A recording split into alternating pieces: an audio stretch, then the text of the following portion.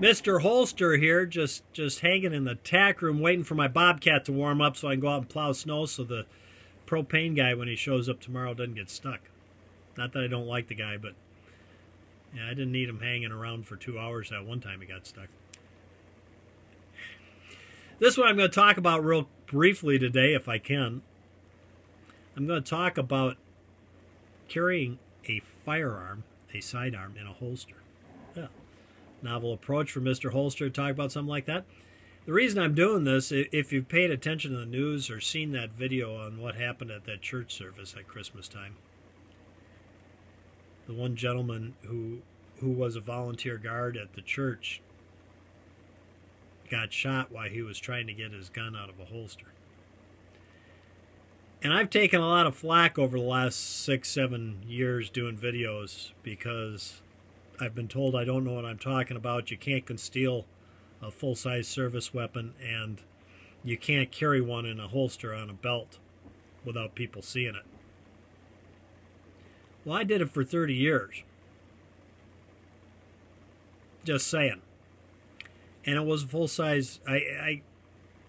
Most of the time it was a Beretta 92D Centurion in a direct vertical drop holster at 3 o'clock, which is what I do, is a direct vertical drop holster at 3 o'clock. This one happens to be a Kramer leather holster, direct vertical drop. It's pretty much the way all of them are. Even the little Smith & Wesson J-frame. Yeah, it's a direct vertical drop. Works at 3 o'clock. Other thing you can do with these, of course, you can carry it on the opposite side in the same position as a cross draw for a backup if you had like a small 357 as a backup. And if you go through all my holsters, you'll find even the cowboy holster is a direct vertical drop. So no matter what gun I'd use or what holster, it would be the same thing, the same training involved on the draw. Granted, the guns change. See, but I can do that where the average person cannot. And you're saying, what makes you special?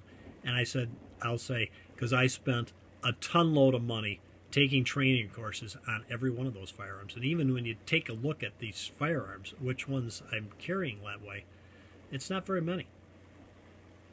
You got Smith & Wesson J-frame or the Ruger SP101. You got a 1911. And you got the double action only variants that I'm carrying, which is really like a revolver. So you really want to get down to it. There's a 1911 and revolvers.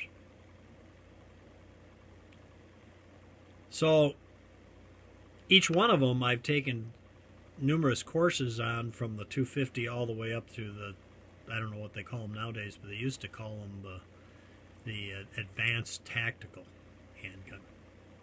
Any rate, point being, I've gone to the effort and spent the money to make sure I'm well versed on each one of them and make sure I got enough trigger time on it. It's just second nature to pull them out of the holster, but still, each one of the holsters is the exact same design. I don't vary from that. And it's on the belt because that is the fastest one to get to, and a direct vertical drop gives me the presentation the fastest as possible, the correct presentation, because you need that gun in the correct point of aim when you pull it out of the holster, ready to deploy. Okay? So there you go, 4 minutes learning that part. And the reason I say this is, if you watch that video I was talking about, the poor fellow that volunteered, it didn't stand a chance, because it appears he had probably an inside of the waistband holster with one of those, the ones that are great because you can tuck the shirt in still. So you got to pull the shirt up just to get your hand on the firearm, number one. Number two, he's got a sport coat over it, so he's got to sweep the sport coat back, pull the shirt up, and then get his hands on the firearm. And of course, while he was doing this, the fellow stopped just stood there and watched, and before he could get that firearm, he shot him with a shotgun and killed him. See where I'm going with this? If you're wearing a sport coat, which is what I wore all the time, a sport coat or a suit, mostly a suit, that's all you need to cover a full-service firearm. And I would say a 92D Centurion is a full-service firearm.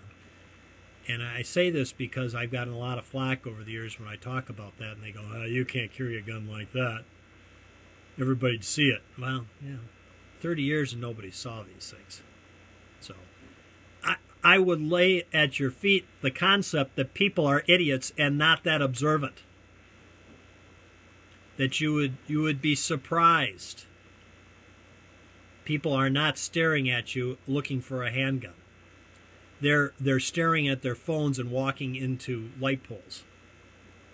So to be so overly concerned about anybody ever seeing the firearm to the point where it's in one of these stupid, and I'll say stupid, holsters that's buried in the front of your pants, that you grab this big piece of leather and yank it up and then grab the firearm and pull it out, yeah, that's the stupidest holster in the world for the argument I'm making.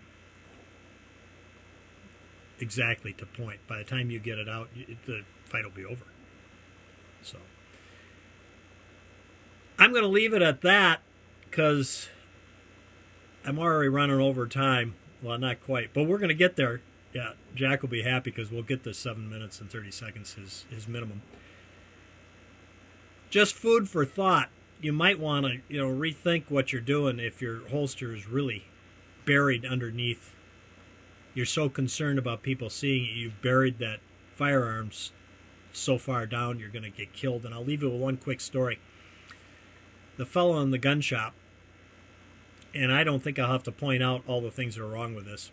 He is telling the customers, what you need to do is what I do, because they were talking about this exact thing. Well, somebody will see the firearm. He said, well, you need to do what I do.